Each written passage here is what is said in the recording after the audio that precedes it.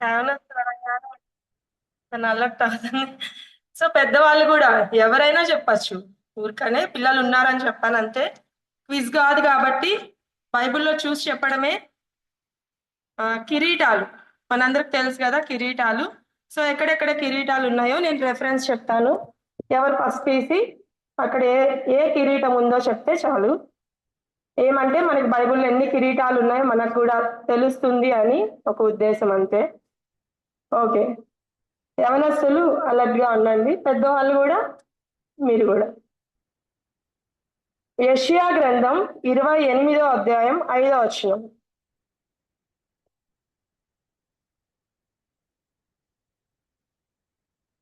భూషణ కిరీటం. అలాగే అవన్నీ మనం గుర్తుపెట్టుకుంటే కూడా చాలా మంచిది. ఎందుకంటే మనకు ఒక 4-5 కిరీటాలే తెలుస్తాయి ఎక్కువగా. సో మొత్తము 16 కిరీటాలు ఉన్నాయి బైబిల్లో. 16 కిరీటాలు ఉన్నాయి కాబట్టి మనము తెలుసుకుంటే మంచిది అనే ఉద్దేశంతో భూషణ కిరీటం. 2 తిమోతి 4:8 నీతి కిరీటం. యాకోబు 1:12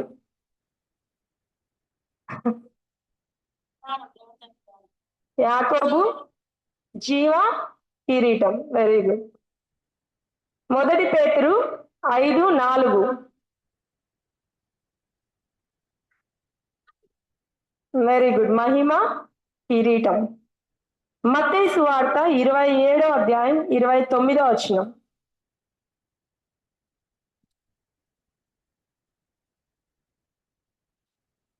ముండ్ల కిరీటం. నెక్స్ట్ ప్రకటన 4:4. ప్రకటన మత్తయి 27-29 అని. సువర్ణ కిరీటం. అలాగే 1 కొరింథీ 9:25.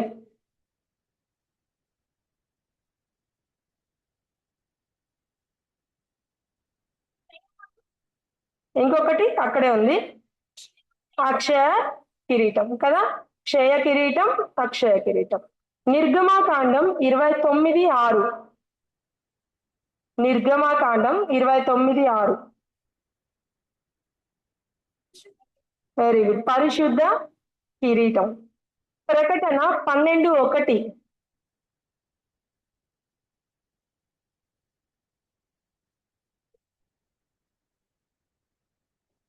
వెరీ గుడ్, నక్షత్రముల కిరీటం. ఎస్తేర్ 1:10.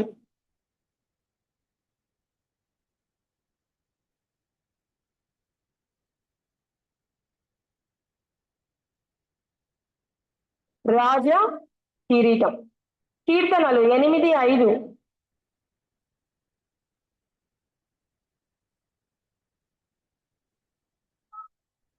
మహిమ ప్రభావములు గల కిరీటం. సామెతలు 4:9.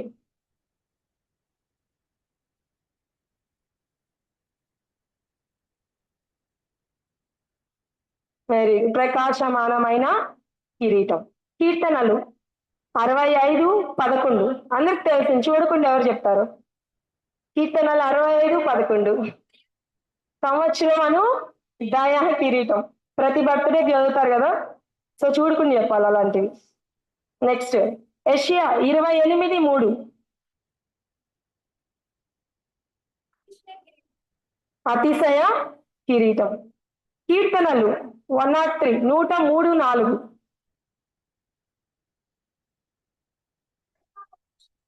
కరుణ కటాక్షములు గల కిరీటం. చివరిది సామెతలు 14:18. జ్ఞానమను కిరీటం కదా. ఎన్ని కిరీటాలు ఉన్నాయి? మొత్తం 17 కిరీటాలు ఉన్నాయి బైబిల్లో కదా. మనము దేవుడు కొన్ని మనకు ఉచితంగా అనుగ్రహించాడు కిరీటాలు. సంవత్సరం అనే కిరీటం, జ్ఞానం అనే కిరీటం, ఇవన్నీ కొన్ని మనం పొందుకోవాలని దేవుడు ఇష్టపడుతూ ఉన్నాడు. ఈరోజు వాక్య ధ్యానంలోనికి వెళ్దాము. ఆదికాండము 29వ అధ్యాయము. ఆదికాండము 29వ అధ్యాయము 31వ వచనము.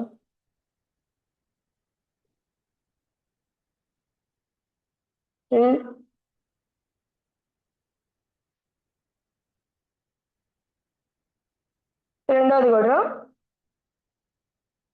ఓకే, చాలు. 31వ వచనము. లేయా ద్వేషింపబడుట యెహోవా చూచి ఆమె గర్భము తెరిచెను. మరొకసారి చదువుకుందాం. లేయా ద్వేషింపబడుట యెహోవా చూచి ఆమె గర్భము తెరిచెను. చిన్న మాట ప్రార్థన చేసుకుందాం. పరలోకమందున్న మా తండ్రి, నీ పాదాలకు వందనాలు, స్తుతులు, స్తోత్రాలు చెల్లిస్తూ ఉన్నాం తండ్రి. దేవా, గొప్ప దేవుడు, మహాదేవుడు, మహోన్నతుడు తండ్రి, ఉన్నత సింహాసనం మందు ఆసీనుడైన మా గొప్ప దేవ, నీకు వేలాది వందనాలు, స్తుతులు చెల్లిస్తూ ఉన్నాం. ఈ యొక్క ప్రభు దినంలో నిన్ను ఆరాధించే భాగ్యం ఇచ్చినందుకు వందనాలు.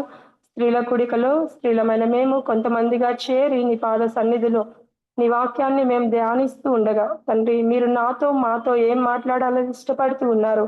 ఈ సమయం వ్యర్థం కాకుండా తండ్రి, మా ఆత్మీయ జీవితాలకు క్షేమాభివృద్ధిని దయచేయమని దేవా, వింటున్న మా వారికి చెప్తున్న నాకు కూడా అది పాఠంగా తండ్రి నేర్చుకునేదిగా, అలాగే తండ్రి మా జీవితాల్లో అవలంబించుకునేదిగా ఉండడానికి సహాయం చేయమని మీ శిలువ శాట్ను మరుగుపరిచి మీ మాటలతో మమ్మల్ని తృప్తిపరుస్తారని నమ్మి స్తుతిస్తూ ఆది అంతం మీరు నడిపించమని యేసయ్య అమూల్య శ్రేష్ఠ నామంలో అడిగి వేడుకుంటున్నాం తండ్రి, ఆమేన్. మనందరికీ తెలిసినదే కదా, లేయా వాళ్ళ చెల్లి రాహేలు కదా. లేయా రాహేలు మనందరికీ తెలిసినది. లేయా జీవితాన్ని ఒకసారి మనము పాఠంగా ధ్యానిస్తూ ఉన్నప్పుడు దేవుడు అనుగ్రహించిన తలంపులను బట్టి మీతో పంచుకోవాలని ఇష్టపడుతూ ఉన్నాను. మొదటిగా లేయా యొక్క జీవితాన్ని అర్థాన్ని మనం గమనిస్తే లేయాకి అర్థం ఏమంటే అలసిపోయిన, బలహీనమైన, అలాగే సున్నితమైన అనే అర్థాలు ఆమె పేరుకు అర్థంగా హీబ్రూ భాషలో వ్రాయబడినాయి. అలసిపోయిన, బలహీనమైన, సున్నితమైన.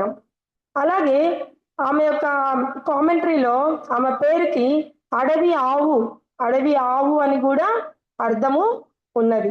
సో ఈ పేరును బట్టే మనకి ఆమెను గురించి మనకి అర్థమవుతుంది. ఆమె చాలా బలహీనురాలని, సున్నితమైన మనసు కలిగిన స్త్రీ అని, అలాగే ఒక బలహీనమైన ఘట్టమని కదా.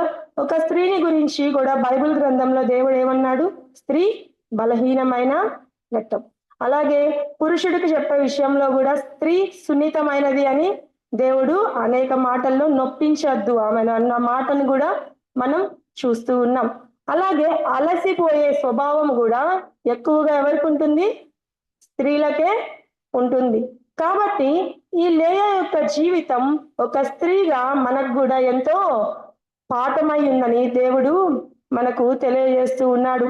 ఇక్కడ మనము గమనించినట్లయితే ఈ యొక్క లేయా జీవితాన్ని ఒకసారి మనం గమనించినట్లయితే 7 విషయాలు ఆమె జీవితంలో నేను దేవుడు నాకు అనుగ్రహించిన తలంపులను బట్టి ఒక 7 విషయాలు మీతో పంచుకోవాలని ఇష్టపడుతూ ఉన్నాను. మొదటిగా చూసినట్లయితే ఆమె పేరు రూపం. రెండవదిగా మనం గమనించినట్లయితే ఆమె యొక్క వివాహము, ఆమె యొక్క తిరస్కారము. అదేవిధంగా మూడవదిగా మనం గమనించినట్లయితే లేయా కుమారులు ఆత్మీయ పరిణామం. నాలుగవదిగా విస్మరించబడిన లేయా మెస్సియాకు వంశకర్తగా దేవుడు ఎన్నుకున్నాడు. ఐదవదిగా ఆమె యొక్క ఓర్పు, ఆమె యొక్క నిశ్శబ్దం. అలాగే ఆరవదిగా లేయా పట్ల దేవుని యొక్క కృప. ఏడవదిగా ఆమె యొక్క ముగింపు, ఘనమైన మరణం. సో ఈ 7 విషయాలు మనకున్న సమయంలో మనము అర్థం చేసుకోవాలని దేవుడు ఇష్టపడుతూ ఉన్నాడు. మొదటిగా ఆమె యొక్క పేరు, ఆమె యొక్క రూపం. ఆదికాండం 29వ అధ్యాయం 16వ వచనాన్ని మనం గమనించినట్లయితే ఆదికాండం 29వ అధ్యాయం 16వ వచనం. లాబానుకు 2 కుమార్తెలుండిరి. వారిలో పెద్దదాని పేరు లేయా, చిన్నదాని పేరు రాహేలు. లేయా జబ్బు కండ్లు గలది, రాహేలు రూపవతియు సుందరియునై యుండెను కదా. ఆమె పేరు, ఆమె యొక్క రూపాన్ని ఇక్కడ మనం గమనించినట్లయితే పెద్దదాని పేరు లేయా. ఆమె ఎలాంటిది అంటే జబ్బు కండ్లు కలిగినది అని దేవుని లేఖనం ఇక్కడ వ్రాయించి పెట్టారు కదా. జనరల్ గా ఒక మనిషిని చూడంగానే మనం వాళ్ళల్లో చూసేవేంటివి? కళ్ళే కదా.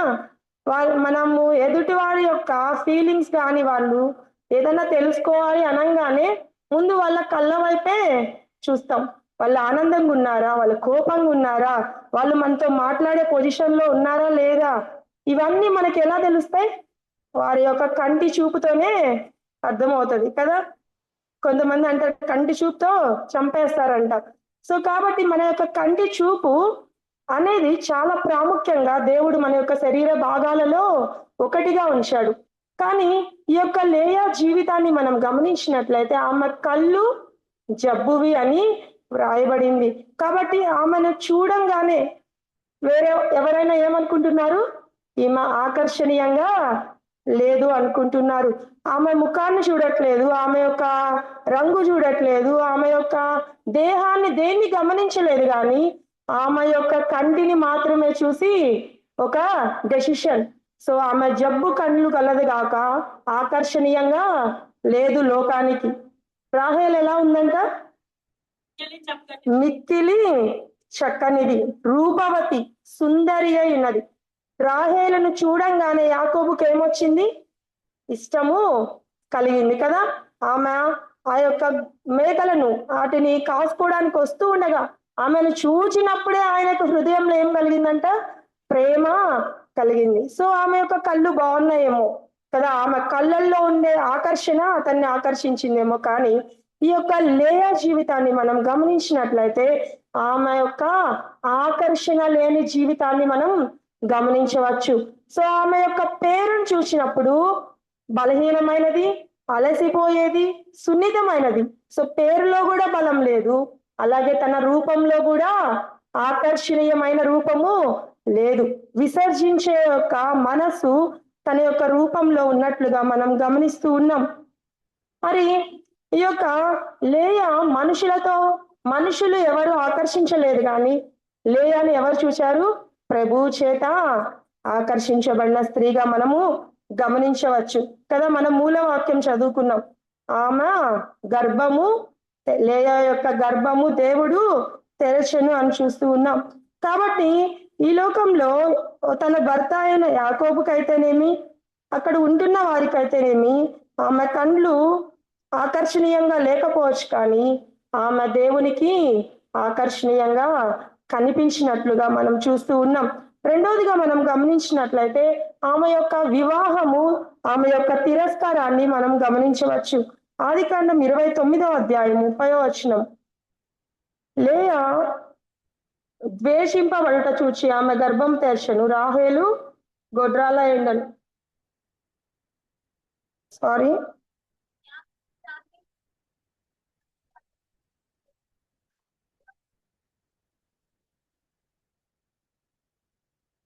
యాకోబు రాహేలును కూడా మరియు అతడు లేయా కంటే రాహేలును బహుగా ప్రేమించి అని చూస్తూ ఉన్నాం. మనము గమనించినట్లయితే మనందరికీ తెలిసిన మాటలే కదా. 23వ వచనం, 29వ అధ్యాయం 22, 23. లాబాను ఆ స్థలంలోనున్న మనుషులను అందరినీ పోగు చేసి విందు చేయించి రాత్రి వేళ తన కుమార్తె అయిన లేయాను అతని యొద్దకు తీసుకొని పోగా యాకోబు ఆమెను కూడెను అని మనం చూస్తూ ఉన్నాం. తన కుమార్తె అయిన లేయాను అతని యొద్దకు తీసుకొని పోయెను అని ఇక్కడ వ్రాయబడి ఉంది కదా. అంటే ఎవరు చేశారు? తన తండ్రి కదా, లాబాను తన యొక్క పెద్ద కుమార్తెను యాకోబుకి ఇవ్వడానికి మోసముతో కదా, మోసముతో. వివాహము ఆమెకు ఎలా జరిగింది? మోసముతో జరిగింది. తన ఇష్ట ప్రకారం జరిగిందా లేయాకు? తన ఇష్టము వచ్చిన వారిని కానీ ఒకవేళ చూసుకొని కానీ ఎటువంటి తన ప్రమేయము లేకుండా ఒక మోసపూరితమైన వివాహము లేయా జీవితంలో జరిగినట్లుగా చూస్తూ ఉన్నాం. ఇదే వచనాన్ని బట్టి మనం చూసుకున్నాం కదా. యాకోబు రాహేలును కూడాను మరియు అతడు లేయా కంటే రాహేలును బహుగా ప్రేమించి అని మనం గమనిస్తూ ఉన్నాం. కాబట్టి ఇక్కడ మనం యాకోబు లేయా కంటే రాహేలును బహుగా ప్రేమించినట్లుగా మనం చూస్తూ ఉన్నాం.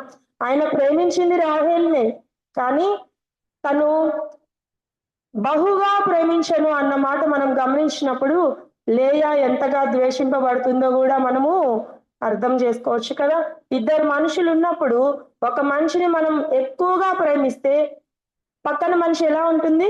మనకిద్దరు బిడ్డలు ఉన్నప్పుడు ఆ ఇద్దరు బిడ్డల్లో ఒక బిడ్డ పట్ల మనం ప్రేమను ఎక్కువగా చూపిస్తూ ఉన్నప్పుడు పక్కనున్న బిడ్డ అంటే మనకి ఇష్టమే, కానీ తిని పట్ల చూపించే మన అతి ప్రేమ వలన ఈ బిడ్డ ఏమని ఆలోచిస్తుంది? నేనంటే మా అమ్మకి ఇష్టం లేదేమో సరిగా, నేనంటే ఎక్కువ ఇష్టం లేదేమో అన్న ఒక అభిప్రాయం పిల్లల్లో కలుగుతుంది కదా.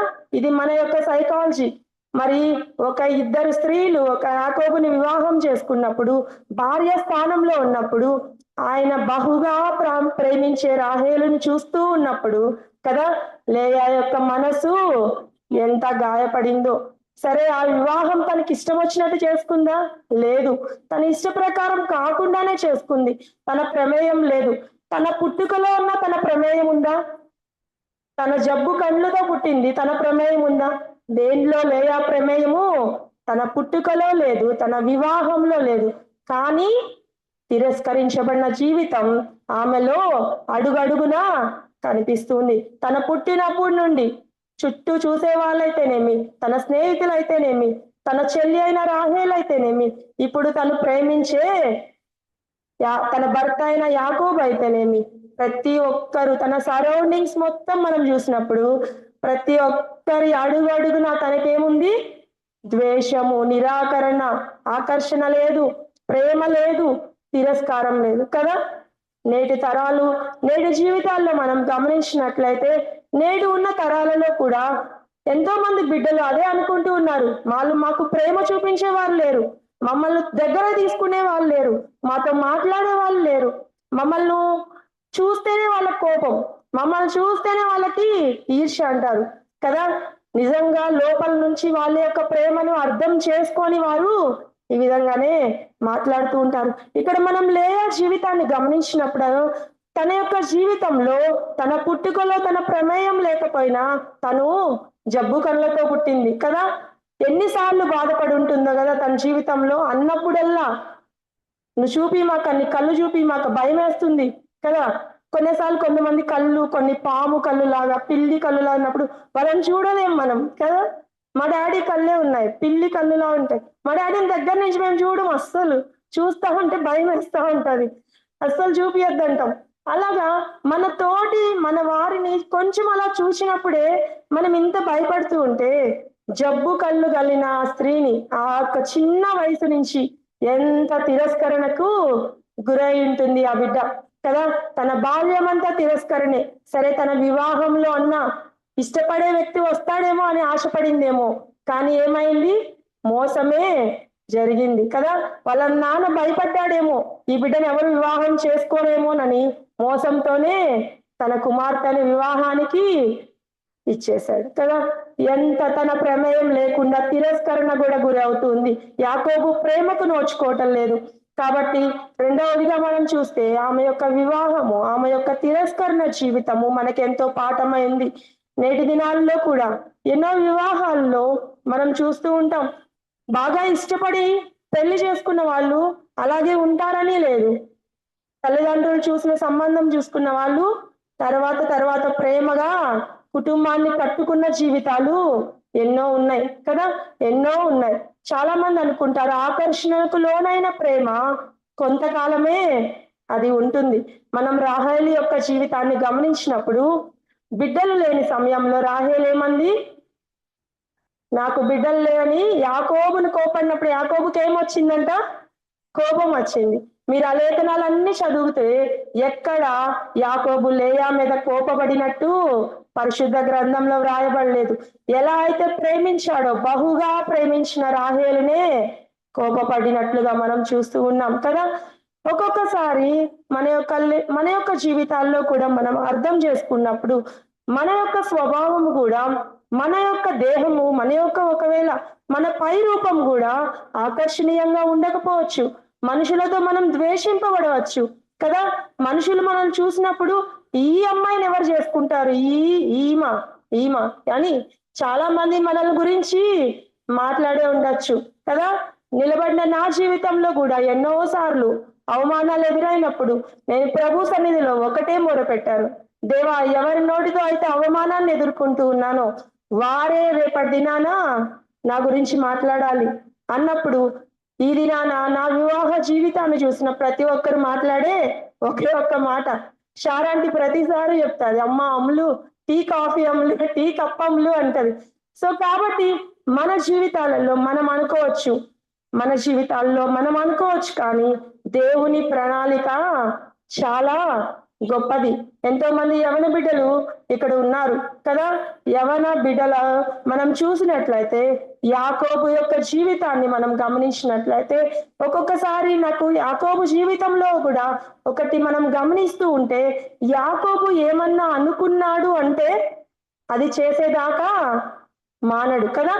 రాహేలు కొరకు 7 సంవత్సరాలు కొలువు చేశాడు, కానీ రాహేలుని ఇవ్వలేదు. మరలా రాహేలు కోసం 7 సంవత్సరాలు చేశాడు.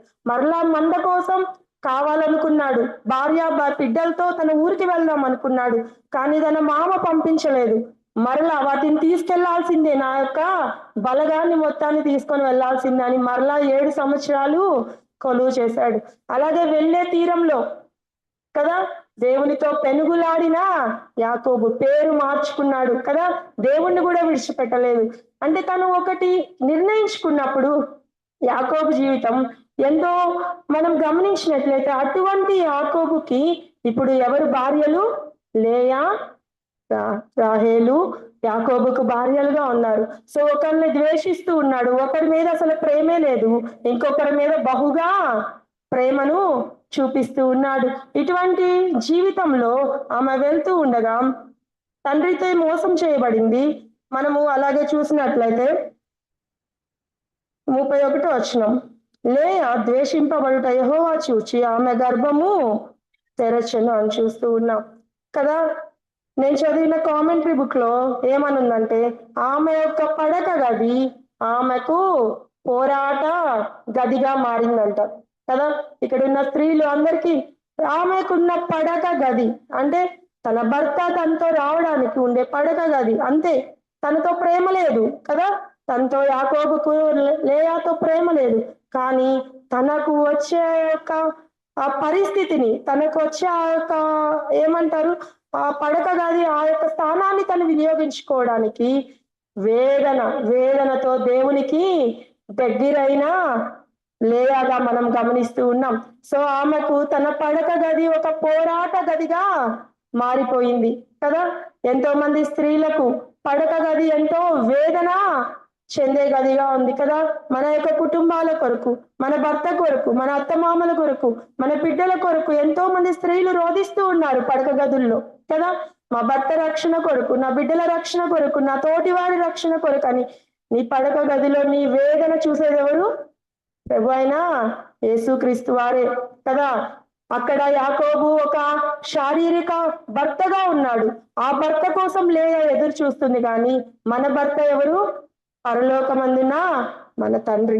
సో ఆ ప్రియుడి కొరకు, ఆ పరమ దేవుని కొరకు, ఆ భర్త కొరకు వధువు సంఘముగా పడక గదిలోని ఎదురు చూపు ఎలా ఉంది? లేయా ఎదురు చూస్తుంది, వేదనతో ఎదురు చూస్తుంది, పోరాటంతో ఉంది. ఈ పడక గదే నా యొక్క మూలానికి అంటే తన యొక్క వంశావళికి తను నిలబడడానికి, తనకు బిడ్డలు లేకపోతే లేయా పేరు రాయబడుతుందా? సో కాబట్టి శ్రేష్టమైన బహుమానం ఈనాడైనా ఆనాడు ఇంకా ఇశ్రాయేలీలలో ప్రథమ సంతానం ఎంత గొప్పదో కదా, శ్రేష్టమైనది కదా. ప్రథమ సంతానం తనకే పుట్టాలి, ప్రథమ సంతానం తనకే. సో దేవుని దగ్గర ఆమె యొక్క పోరాటం వర్ణనాతీతం.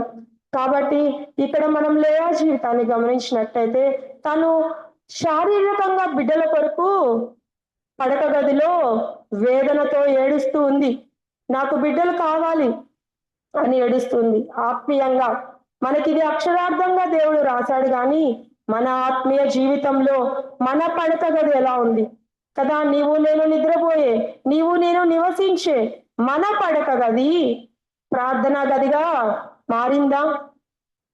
ఆనాడు లేయా తన గర్భము తెరవబడాలని దేవుని సన్నిధిలో మొరపెట్టింది, ఆత్మీయంగా బిడ్డలను కనడానికి.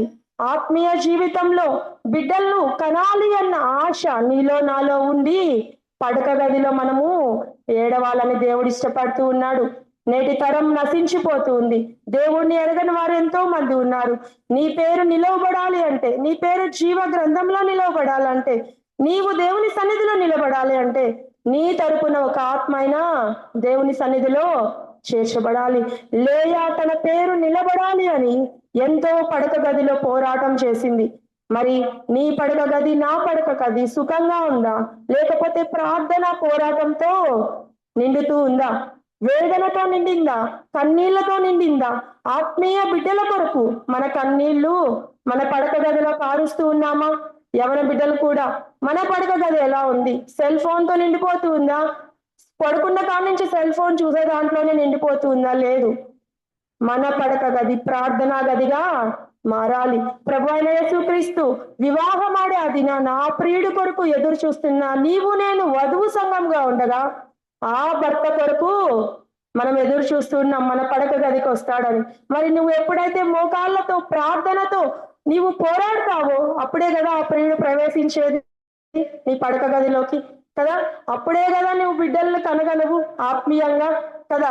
మన దేవుని మన ఇంటిలోనికి ప్రభువు రాకపోతే, మన గృహంలోనికి మన పడక గదిలోనికి ప్రభువు రాకపోతే ఆత్మీయంగా నీవు నేను బిడ్డలను కనలేము అని దేవుని లేఖనం సెలవిస్తూ ఉంది. ఈ యొక్క లేయా జీవితం తను బలహీనం అనేదే, తను సున్నితమైన మనస్తత్వాలే, తను అలిసిపోయే స్వభావం కలదే, కానీ తను పోరాడింది పడక గదిలో బిడ్డల కొరకు కదా. దేవుని సన్నిధిలో పోరాడింది. మనం అలాగే చూసుకుంటూ పోతే మూడవదిగా లేయా కుమారులు చూస్తూ ఉన్నాం. లేయా కుమారులు ఆత్మీయ పరిణామం మనం గమనిస్తూ ఉన్నాం లేయా జీవితంలో. నేను వచనాలు చూపించట్లేదు కానీ లేట్ అవుతుంది కాబట్టి వాళ్ళ పేర్లు చెప్తూ ఉన్నాను. 29వ అధ్యాయం 32వ వచనం నుంచి మనం గమనిస్తే మొదటిగా ఎవరు? రూబేను కదా. రెండవదిగా షిమ్యోను, మూడవదిగా లేవి, యూదా, ఇస్సాకారు, జబూలూను. ఇశ్రాయేలీలు ఎన్ని గోత్రాలు? 12 గోత్రాలు. వారిలో సగం గోత్రాలు ఎవరివి? లేయావే కదా. ఎంతగా ఆశీర్వదించాడు దేవుడు కదా. నలుగురికి యాకోబు దాసీలకి భార్యలకి కలిపి 12 మంది. ఆ 12లో మెజారిటీ ఎవరికి ఉంది? లేయాకే ఉంది. ఎంత గొప్ప ఆశీర్వాదం కదా. తన పడక గది యొక్క పోరాటం సఫలమైందా లేదా? సఫలమైంది కదా. రూబేను నా శ్రమను చూశాడు దేవుడు. ఎవరి శ్రమను చూశాడు? లేయా యొక్క శ్రమను చూశాడంట. ఆ బిడ్డలకు పెట్టిన పేర్లలోనే ఆమె పడిన బాధను మనము అంచనా వేయవచ్చు కదా. మనం చెప్పే మాటలను బట్టి ఎదుటి వారు మన పరిస్థితిని అర్థం చేసుకోగలరు. వీళ్ళు ఎందుకు ఇట్లా మాట్లాడుతున్నారని అర్థం చేసుకోలేరా?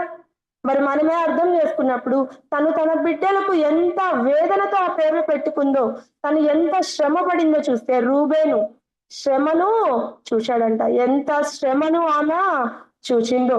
రెండవదిగా షిమ్యోను ద్వేషింపబడితినన్న సంగతి యెహోవా వినను కదా. రెండవదిగా ఏంటి? ద్వేషింపబడింది స్త్రీ. మొదటిగా శ్రమ పడింది, శ్రమలో ఉంది. రెండవదిగా అందరితో ద్వేషింపబడిన లేయాగా చూస్తూ ఉన్నాం. అందుకే షిమ్యోను పుట్టినప్పుడు నేను ద్వేషింపబడితినన్న సంగతి యెహోవా వినను అని చూస్తూ ఉన్నాం. మూడవదిగా లేవి పుట్టినప్పుడు నాతో హత్తుకొని ఉండును, పెనిమిటి నన్ను హత్తుకొనును అనుకుందంట. సో ఇద్దరు బిడ్డలు పుట్టినా యాకోబు ఆమెను హత్తుకోలేదేమో కదా. నిజంగా ఆ మాటల ద్వారా మనం అర్థం చేసుకోవచ్చు కదా. ఇద్దరు బిడ్డలు పుట్టినా ఆమెను హత్తుకునేది ఎప్పుడు? ఎంత ప్రేమ ఉంటేనో కదా ఇద్దరం హత్తుకునేది కదా. ఎప్పుడుకో చూసుకొని ఎప్పుడో స్నేహితులం అయితే ఎంత గట్టిగా హత్తుకుంటాము కదా. హజ్ చేసుకొని వాళ్ళని కాసేపు వదిలిపెట్టకుండా కొంచెం సేపు ఏడ్చుకొని హత్తుకుంటే ఏడుపు వస్తుంది ఫస్ట్ కదా. అంటే గుండెల్లో నుంచి వచ్చే ఆ ప్రేమ మనకి హత్తుకున్నప్పుడు మాత్రమే బయటకు వస్తుంది. కాబట్టి యాకోబుకి హృదయంలో అయితే ప్రేమ లేదు. ఒకవేళ జాలి పడ్డాడేమో గాని నిజంగా భార్యగా తన మీద ప్రేమ లేనట్లుగా మనం చూస్తూ ఉన్నాం. కాబట్టి లేవి పుట్టినప్పుడు పెనిమిటి నన్ను హత్తుకొన్నేమో అనుకుందంట. నాలుగోదిగా యూదా పుట్టినప్పుడు యెహోవాను స్తుతించెను అని చూస్తూ ఉన్నాం. ఇస్సాకారు పుట్టినప్పుడు దేవుడు నాకు ప్రతిఫలము దయచేసను అనుకుందంట. జబూలూను పుట్టినప్పుడు దేవుడు మంచి బహుమతిని నాకు ఇచ్చెను అని ఇక్కడ వ్రాయబడింది. అలాగే నేను తన యొక్క దాసి అయిన తనకు పుట్టిన పిల్లల్ని చూసినప్పుడు అక్కడ ఏమని ఉందంటే అదృష్టం, భాగ్యవంతురాలను అదృష్టం అని రాయబడింది. అక్కడ దేవుడు అనే మాట లేదు కదా. అదృష్టం ఉంటే అసలు దేవుడు ఉంటాడా కదా. అదృష్టం అన్నప్పుడు ఇంకా పక్కన దేవుడు ఉండడు కదా. దేవుడు చేశాడు అంటే అది అదృష్టం కాదు.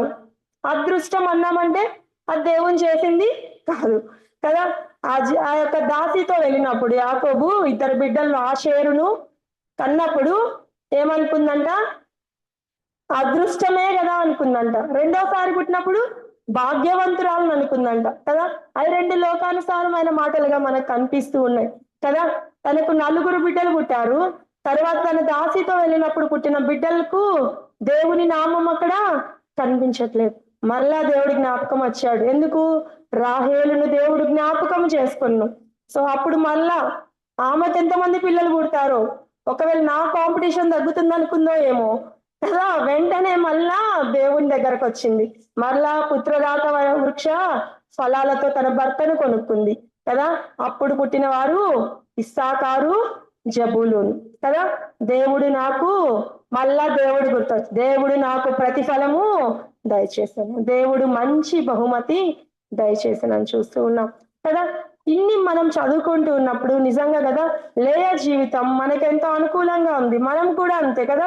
ఒక్కొక్కసారి అది మనకి పాసిబిలిటీ లేదు, ఇది మనం చేయలేని అనుకున్నప్పుడు దేవుని పాద సన్నిధికి వచ్చేసి, దేవా ఇంక మా వల్ల కాదు, ఎవ్వరు చేయలేరు, నీవు మాత్రమే సహాయకుడివి అంటాం. ఒక్కొక్కసారి దేవుడు మనకు జ్ఞాపకము రాడు. నాకు అదృష్టం కలిసి వచ్చింది, నాకు నేనే అనుకుంటాం. ఒక్కొక్కసారి మనం విశ్వాసులమే, దేవుని బిడ్డలమే, దేవుని ఎరిగిన వారమే, దేవుని రుచి చూచిన వారమే. అనేక సార్లు మన జీవితాల్లో జరిగే సందర్భాలను బట్టి మన యొక్క తీరు మారుతూ ఉంటుంది కదా. లేయా జీవితంలో కూడా తన పడక గదిలో పోరాటంలో తను ఎంతో వేదనతో, శ్రమతో ద్వేషింపబట్టినని దేవుణ్ణి మొరపెట్టి స్తుతించింది. చివరిగా స్తుతితో ఆమె ఆగిపోయింది కదా. స్తుతితో ఆగిపోయి మరలా ఏమొచ్చింది? అదృష్టం, భాగ్యవంతురాలు అని లేచింది. మరలా దేవుడు జ్ఞాపకం చేసుకున్నప్పుడు మరలా దేవుడు ఆమె జీవితంలో జ్ఞాపకం వచ్చి ప్రతిఫలము దయచేసను అని మనం చదువుతున్నాం. కాబట్టి మన జీవితాల్లో కూడా ఇక్కడ మనము లేయా యొక్క జీవితము మనం గమనించినట్లయితే ఆమె శ్రమ పడింది, ద్వేషింపబడింది, తన భర్త ప్రేమను కోల్పోయింది, తన భర్త ప్రేమను తెచ్చుకోలేకపోయింది తను. కానీ తను దేవుణ్ణి స్తుతించిన లేయా చూస్తూ ఉన్నాం. తన శ్రమలో ఉన్నప్పుడు దేవుణ్ణి ఎంతో స్తుతించింది, దేవుణ్ణి ఎంతో ప్రార్థించింది. మరలా తన చెల్లిని చూడగానే తన దాసినిచ్చి పంపించి ఇది అదృష్టం అనుకుంది కదా. నా జీవితాల్లో కూడా మన జీవితాల్లో కూడా చాలా సార్లు మనము దేవుడు మనకు పట్టజారని ఆశీర్వాదాలు ఇస్తూ ఉన్నప్పుడు ఒక్కొక్క సమయంలో మనం అడుగుంటాం, దేవా నాకు అన్నానికి లేదు, దేవా నాకు తాగడానికి లేదు, వేసుకోవడానికి లేదు, దేవా నేను వెళ్ళడానికి లేదు, దేవా ఒక చిన్న ఉద్యోగమే నా జీవితంలో అని అడిగిన రోజులు మన జీవితాల్లో ఉన్నాయి. దేవా నాకు ఒక చిన్న ఉద్యోగం ఇస్తే చాలు. ఎవరు అడగరు దేవుణ్ణి పెద్ద ఉద్యోగం అని అడగరు కదా. చిన్న ఉద్యోగమే దేవా, నీ కోసం జీవిస్తా, నీ కోసమే జీవిస్తా, నీ చర్చికి వస్తా, నీ పనిలో ఉంటా, నిన్ను స్తుతిస్తా కదా. నేను ద్వేషింపబడ్డా, మనుషులందరూ నాకు ఉద్యోగం లేదు, ఏం చదువుకుంది, ఏం వాళ్ళ తల్లిదండ్రులకు ఉపయోగం లేదు అంటున్నారు, ద్వేషింపబడుతూ ఉన్నా, శ్రమతో ఉన్నా, నా మొర విను దేవా అని దేవుణ్ణి మనము నిన్ను స్తుతిస్తాం దేవా అని చెప్పి చాలా సార్లు మనం దేవుని మందిరాల్లో మన ఆత్మీయ జీవితంలో కూడా ఎన్నోసార్లు తీర్మానము చేసుకుంటూ ఉంటాం. దేవుడు ఆశీర్వాదం వెంబడి ఆశీర్వాదం, ఆశీర్వాదం వెంబడి ఆశీర్వాదం నీ జీవితంలో ఇచ్చినప్పుడు చిన్న ఉద్యోగం నుంచి ఒక మంచి స్థితి ఇచ్చాడు, ఒక మంచి స్థితి నుంచి ఒక ప్రమోషన్ ఇచ్చాడు, ప్రమోషన్ నుంచి ఒక మంచి స్థాయికి దేవుడు నిన్ను ఉంచాడు, నీ కింద ఇంకో 4 పనిచేసే స్థితిని నీకు ఇచ్చాడు. ఆ స్థితిలో ఉన్నప్పుడు దేవుణ్ణి స్థుతించడం చాలా ప్రాముఖ్యమైన విషయం కదా. మన జీవితాల్లో చిన్న స్థితిలో ఉన్నప్పుడు దేవుణ్ణి ఎంతో స్తుతిస్తాం, కానీ మనకు దేవుడు ఆశీర్వాదాలు ఇస్తూ ఉన్నప్పుడు ఇది నా చదువు నేను పీజీ చేశాను కాబట్టి నాకు ప్రమోషన్ వచ్చింది అంటారు చాలా మంది నేను విన్న చాలా మందిలో ఎంటెక్, ఇప్పుడు నేను ఎంటెక్ చదివాను కదా, అట్లాగే నాతో పాటు చదివిన వాళ్ళు క్రైస్తవులే. నాకు చిన్న ఉద్యోగం రాల, ప్యూన్ ఉద్యోగం వచ్చినా చాలు బ్యాంక్ లో అనే వాళ్ళు కూడా ఈ దినాల్లో సెక్యూరిటీ గార్డుకి కూడా ఎంబీఏ చేసిన వాళ్ళు అప్లై చేశారంట కదా. ఒకసారి పేపర్లో వేశారు, ఏంటి గవర్నమెంట్ జాబ్ అని ఒక సెక్యూరిటీ పోస్ట్ కి ఎంబీఏ చేసిన వాళ్ళు అప్లై చేశారంట. సో అలాంటి స్థితిలో మనం దేవుణ్ణి ఎంతో వేడుకుంటాం. అదే స్థితిలో దేవుడు మనల్ని ఆశీర్వదించినప్పుడు, దేవుడు నాకు ఇటు స్థితి ఇచ్చాడని చెప్తే దేవునికి మహిమ. కానీ నేను పీజీ నా యొక్క చదువుని బట్టి నేను ప్రమోషన్, ఇది నా అదృష్టం. అంతమంది 10 మందిలో దేవుడు అంటారు లక్కీగా నాకు వచ్చింది, అది లక్కీగా నాకు వచ్చింది. సో లక్కీగా నీకు వచ్చింది అంటే అది దేవుడు లేడు గారులో. ఈ 10 మందిలో దేవుడు నన్ను ఎన్నుకున్నాడు, నాకు ఇవ్వడానికి ఇష్టపడ్డాడు అన్న రోజు దేవుడు మన జీవితాల్లో ఉంటాడు. ఈ యొక్క లేయా జీవితంలో కూడా తన కుమారుల విషయంలో తను అలాగే ఆలోచించిందేమో అన్నట్లుగా నాకు అనిపించింది. తను ముందుగా దేవుణ్ణి ఎంతో స్తుతించింది, కానీ తను తరువాత అదృష్టము భాగ్యవంతురాలను అనుకుంది. మరలా దేవుడు తన సన్నిధికి రావడానికి ఆమెను మరలా పిలుచుకున్నాడు కదా. జబూలూను ఇస్సాకారు ద్వారా మనం చూడొచ్చు, మరలా దేవుడే నాకు మంచి బహుమతిని ఇచ్చాడు అని తన నోటితో తను చెప్పగలిగింది.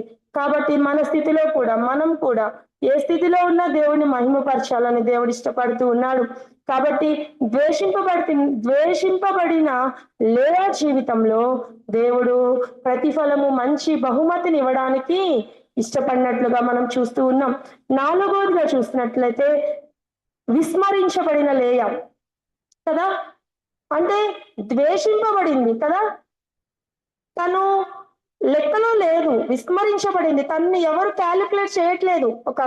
ఒక స్త్రీగా, ఒక ఆమెను ఎవరు క్యాలిక్యులేట్ చేయట్లేదు. విస్మరించబడిన లేయాని ఎవరు ఎన్నుకున్నాడు? మెస్సియా అంటే ప్రభు అయిన యేసుక్రీస్తు వారు కదా. యేసుక్రీస్తు వారు ఏ గోత్రంలో నుండి వచ్చాడు? యూదా గోత్రపు సింహము అని వ్రాయబడి ఉంది కదా.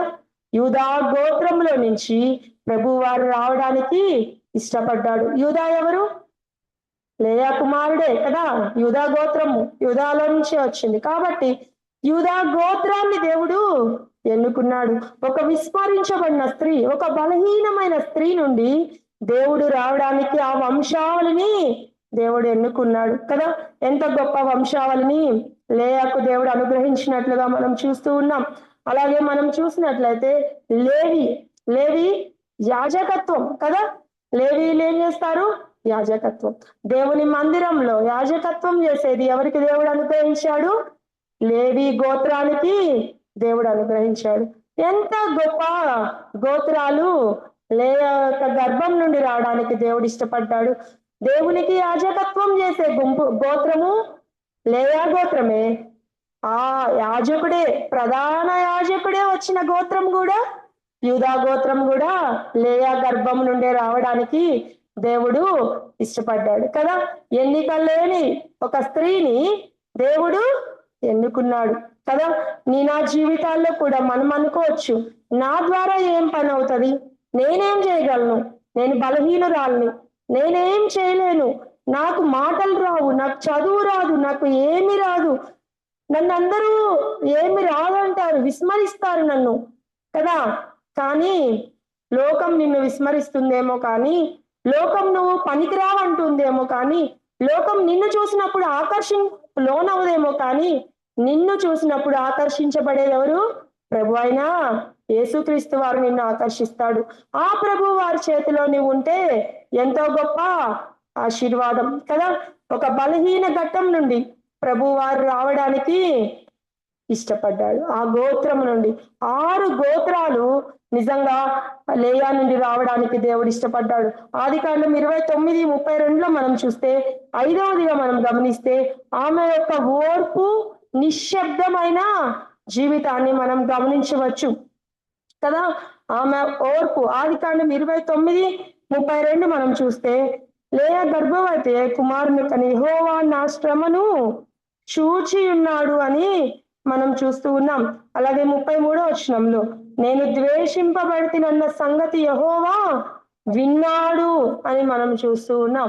మనం చూసినట్లయితే లేయా జీవితంలో 5వదిగా ఆమె యొక్క ఓర్పు నిశ్శబ్దాన్ని మనము గమనించవచ్చు కదా.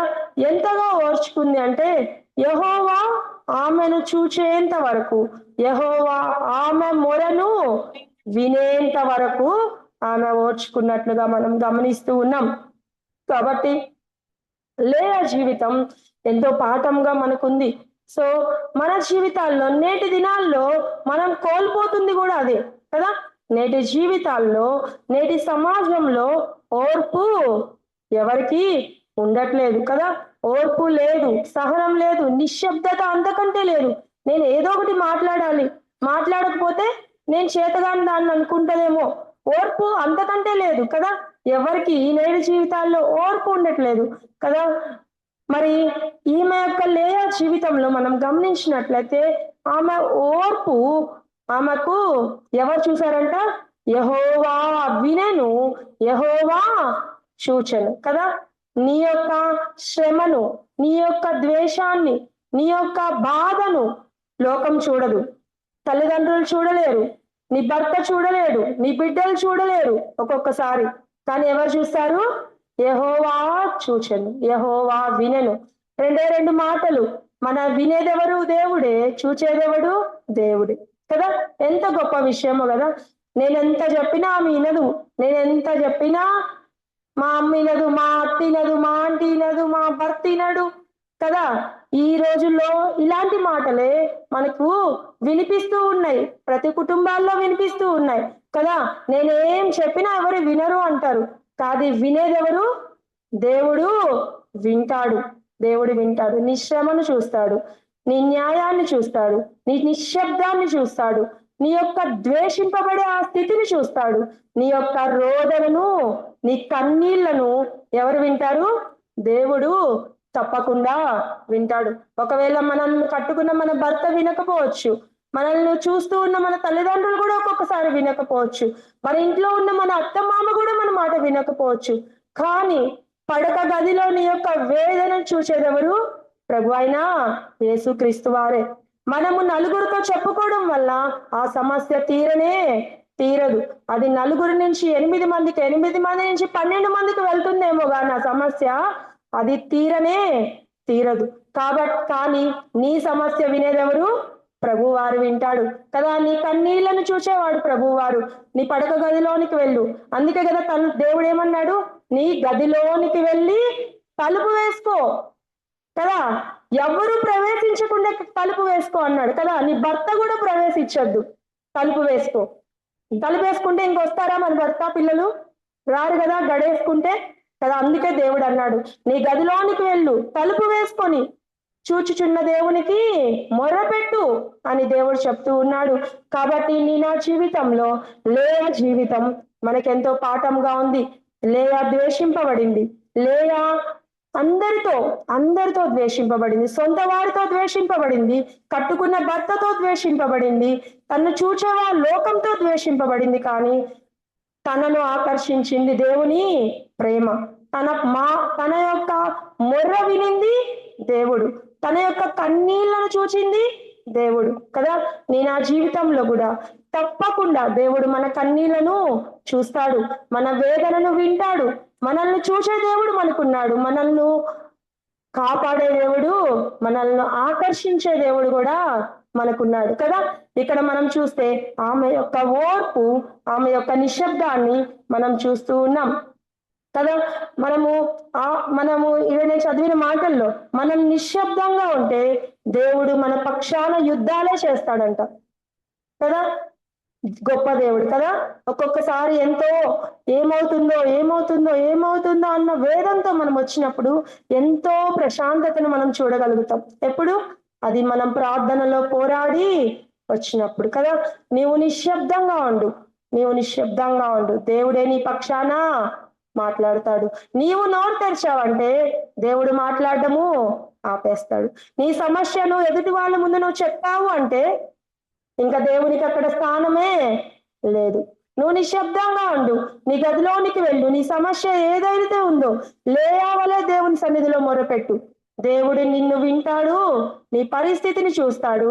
సమస్తాన్ని సరిదిద్దే దేవుడు మనకు దేవుడిగా మనం కలిగి ఉన్నాం. ఆ రోజుగా మనం గమనించినట్లయితే దేవుడు లేయా పట్ల తన పక్షపాతము లేని కృపను చూపించాడు కదా. ఒకవేళ మనం గమనించవచ్చు, రాహేలు జీవితాన్ని మనం గమనించినట్లయితే రాహేలు చూడ్డానికి చక్కగా ఉంది, తన భర్త ఆమెను ప్రేమించాడు కదా. కాబట్టి భర్త ఆమెను ప్రేమించాడు.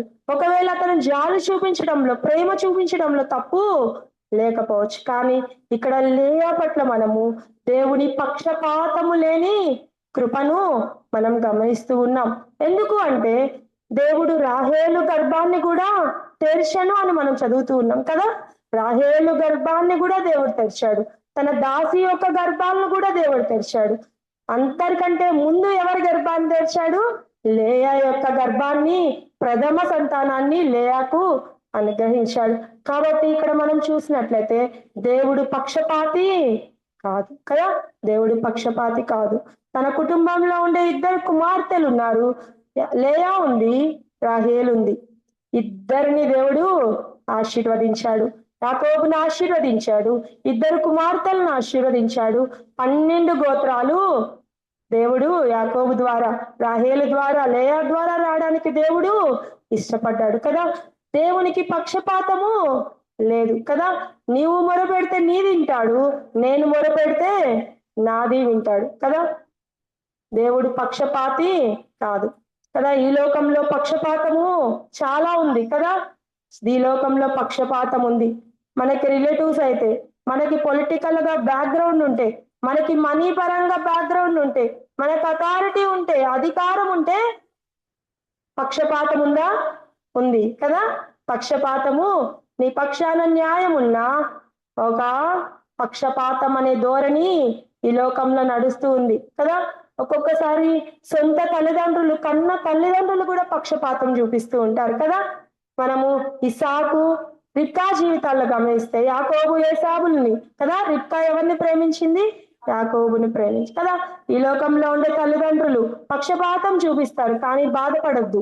ఈ లోకంలో ఉండే భర్త పక్షపాతం చూపించవచ్చు కానీ బాధపడద్దు.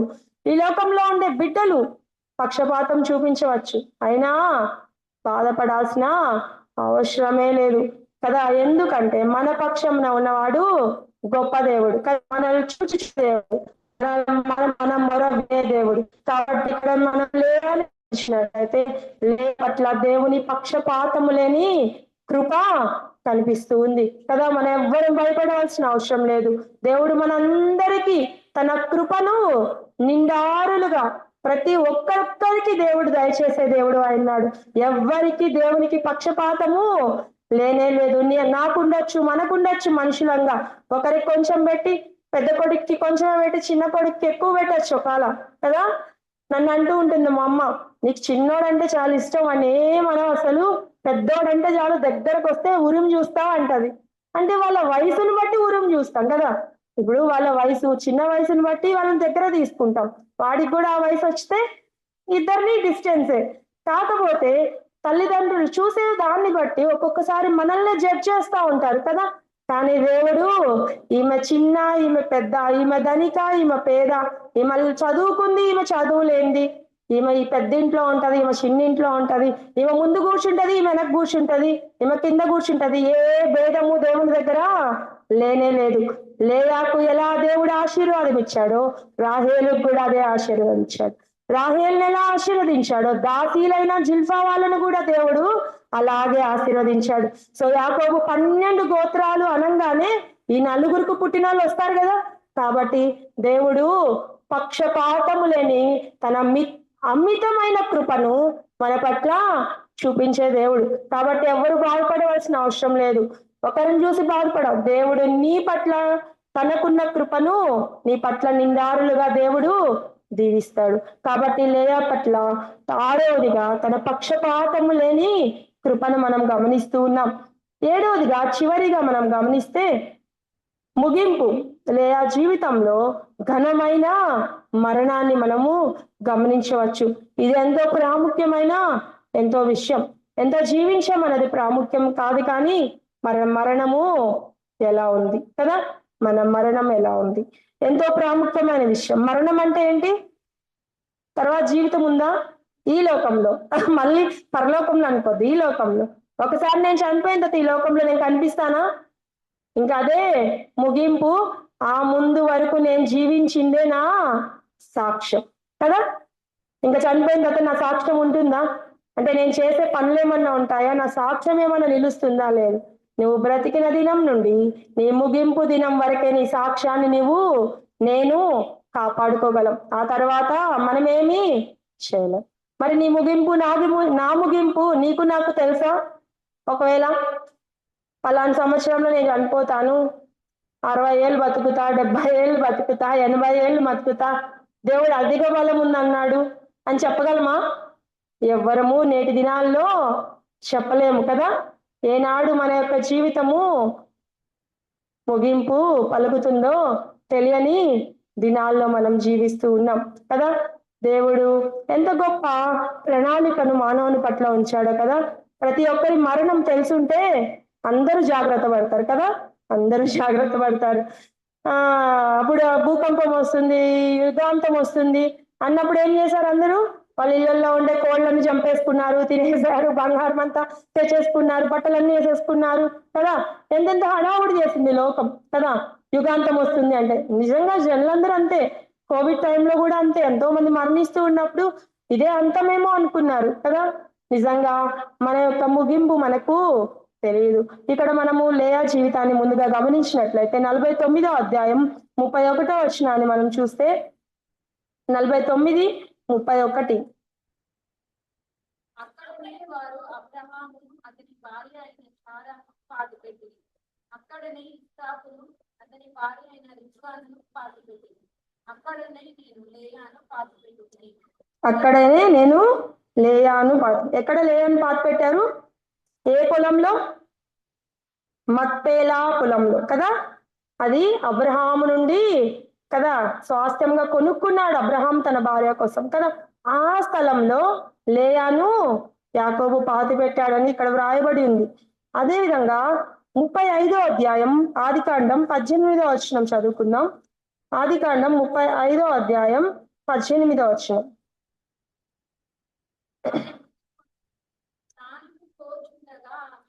అతని పేరు బెనోని అనేది. అతని తండ్రి అతనికి బెన్యామీను అని పేరు పెట్టాడు. అట్లు రాహేలు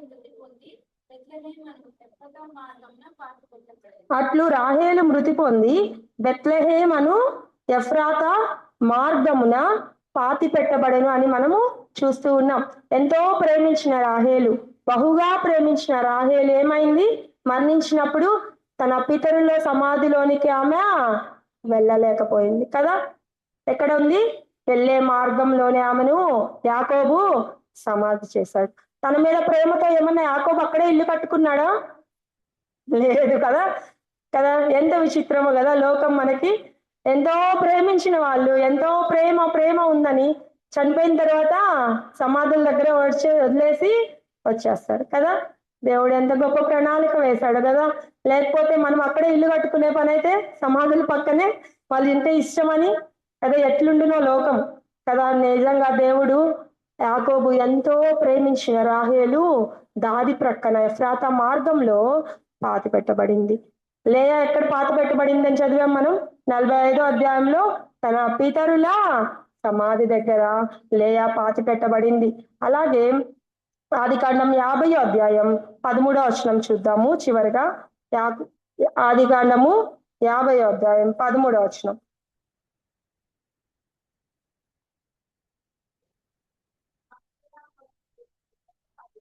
అతని కుమారులు కనాను దేశమునకు అతని శవమును తీసుకొని పోయి మక్పేలా పొలమందున్న గుహలో పాతి పెట్టిరి అని మనం చూస్తూ ఉన్నాం. సో యాకోబు ఎక్కడ పాతి పెట్టబడ్డాడు? లేయా పక్కనే కదా. మనం చదువుతూ ఉంటే ముందుగా యాకోబు కూడా అక్కడ సమాధి చేసుకున్నాడంట. అదే సమాధి తవ్వించుకొని పక్కన లేయాకు సమాధి తవ్వారంట. అందుకే యాకోబు మనం చదువుతూ ఉంటే చెప్తాడు, నేను తవ్వినా ఆ గుహలోనికి నన్ను తీసుకొని వెళ్ళి నన్ను అక్కడ పాతి పెట్టండి అని చెప్తాడు. కదా, ఎంత గొప్ప విషయం. తన యొక్క జీవితంలో తను బ్రతికిన దినంలో ఒక భార్యగా తన ప్రక్కన లేని యాకోబు చనిపోయిన తర్వాత ఇంకా తన ప్రక్కనే ఉండేటట్లుగా దేవుని ప్రణాళికను దేవుడు సిద్ధపరిచినట్లుగా చూస్తూ ఉన్నాం. సో ఆ సమాధుల దగ్గరికి వెళ్ళినప్పుడు ఏమంటారు చెప్పండి మీరే? యాకోబు తన భార్య అయినా లేదు. రాహేల్ ఎక్కడుంది ఇంకా? కదా, ఎంతగా ప్రేమించిన రాహేలు, ఎంతగా ఇష్టపడిన రాహేలు, ఎంతో సుందరి రూపవతి అయిన రాహేలు, ఎంతో ఆకర్షణీయమైన రూపం కలిగిన రాహేలు మరణించినప్పుడు ఆమె ఆకర్షణ, ఆమె రూపము ఆయనను అక్కడ ఉండేటట్లు చేయలేదు. ఎంత గొప్ప విషయమో కదా. బాహ్యంగా నీకుండే ఆకర్షణ, బాహ్యంగా నీకుండే డబ్బు, బాహ్యంగా మనకుండే ఏ పలుకుబడైనా అది సమాధి వరకే. అది ఈ లోకంలో మనం సమాధిలోకి వెళ్ళేంత వరకే. ఒక్కసారి నువ్వు దానిలోకి వెళ్ళాక నీకు డబ్బు ఉందని, నీకు అందం ఉందని, నీకు పలుకుబడి ఉందని నీ వారెవరు నీ ప్రక్కన నిలబడరు. నిన్న ఆ దినాన్ని విడిచిపెట్టి వచ్చేస్తారు చేతులు దులుపుకొని. యాకోబుకు వేసిన పని కూడా అంతే. మార్గ మధ్యంలో రాహేల్ చనిపోయింది. మార్గ మధ్యంలో రాహేల్ చనిపోయిందని ఎత్తుకొని వెళ్ళాడా కనానికి? వెళ్ళొచ్చు కదా. ఇక్కడ మనం గమనిస్తే యాకోబు చనిపోయింది ఎక్కడ? ఐగుప్తులో చనిపోయాడు. తన కుమారులు అతను ఎత్తుకొని, అతని శవముని ఎత్తుకొని కనానుకు వెళ్ళి పాతి పెట్టారంట. అక్కడ కూడా రాహేలుని ఒంటెల మీద వేసుకొని వెళ్ళి పాతి పెట్టచ్చు కదా. ఒకవేళ మనం అనుకోవచ్చు, కానీ దేవుని ప్రణాళిక ఎంత గొప్పగా దేవుడు ఉంచాడంటే మనకు ఎంతో పాఠమై ఉంది. ఈ లోకంలో జీవిస్తున్న మనకు, నేటి తరాలుగా జీవిస్తూ ఉన్న మనకు, నేటి యుగంలో ఉంటున్న మనకు లేయా యొక్క జీవితము ఎంతో పాఠంగా దేవుడు రాసి ఉంచాడు. నీకుండే పలుకుబడి, నీకుండే ఉద్యోగం, నీకుండే చదువు, నీకుండే ఆస్తి, నీకుండే అందం, నీకుండే ఆకర్షణ, ఇవన్నీ ఈ లోకం వరకే. అవన్నీ సమాధి దగ్గరకు వెళ్ళేంత వరకే లోకం చూస్తుంది. కానీ నీ ఆత్మీయ జీవితాన్ని చూసేది ఎవరు? ప్రభు అయిన యేసుక్రీస్తుగా కదా. నువ్వు చనిపోయిన తరువాత నీ ఆత్మీయ జీవితం ప్రభుతో ఎలా ఉంటుంది కదా. సదాకాలం ఎక్కడుంటామంట? మనం ప్రభుతో ఉంటాం. ఒక ఆత్మీయ పాఠంగా మనం నేర్చుకుంటే యాకోబు ఎవరు ప్రక్కన పాతి పెట్టబడ్డాడు? లేయా పక్కన భర్తగా, ఆ స్థానంలో భార్యగా లేయా సమాధుల దగ్గర పాత పెట్టబడింది కదా. ప్రభువారు రానై ఉన్నాడు, ప్రభువారు భర్తగా రానై ఉన్నాడు. ఆ ప్రభువారు మన ప్రక్కన ఉండాలని దేవుడు ఇష్టపడుతూ ఉన్నాడు కదా. మనం ఎంత కాడికి ఈ లోకంలో ఉండే వాళ్ళే మన ప్రక్కనే ఉండాలని ఎంతో ఇష్టపడుతూ ఉంటాం. మనల్ని ప్రేమించే వాళ్ళు, మనల్ని ఆకర్షించే వాళ్ళు, నీ చుట్టూ నీకు 4 మాటలు ఎక్కువ చెప్పేవాళ్ళు, నీ గురించి బాగా పొగిడే వాళ్ళని నీ చుట్టూ నలుగురు ఉంటే చాలా అనుకున్న జీవితాల్లో మనం జీవిస్తూ ఉంటే ప్రభు వారు నీ ప్రక్కన ఉండకపోతే అది వ్యర్థం. లేయా జీవితంలో, తన జీవితంలో యాకోబు ఎక్కడా లేను కదా. ఆ పడక గదిలోనే తన జీవితం కదా. పుత్రదాత వృక్షాలు ఇచ్చి ఆ ఫలాలు ఇచ్చినప్పుడు ఏమంటుంది లేయా? నేను కొనుక్కున్నాను ఒక దినము నా దగ్గరికి. తన జీవితం ఎంత పోరాటం పడక గదిలో కదా. బిడ్డల కోసం పోరాడింది, తన భర్త ప్రేమ కోసం పోరాడింది, తన ద్వేషాన్ని ప్రేమగా మార్చుకోవడానికి ఎంతో ప్రయాసపడింది. కానీ తన అంతంలో, తన ముగింపు పితరుల యొద్దకు చేర్చబడిన లేయాగా మనం గమనిస్తూ ఉన్నాం. కాబట్టి లేయా జీవితం మనకెంతో గొప్ప పాఠంగా దేవుడు రాయించి ఉంచాడు. ఈ లోకంలో మన జీవితం ద్వేషింపబడినా పర్లేదు, ఈ లోకంలో నువ్వు నలుగురితో ద్వేషింపబడుతున్నా పర్లేదు, కానీ దేవుడు నీ మొర విన్నాడా? దేవుడు నిన్ను చూచాడా? దేవుడు నీ ప్రతి పరిస్థితిని వింటున్నాడా? ఆ పడక గది ఎలా ఉంది?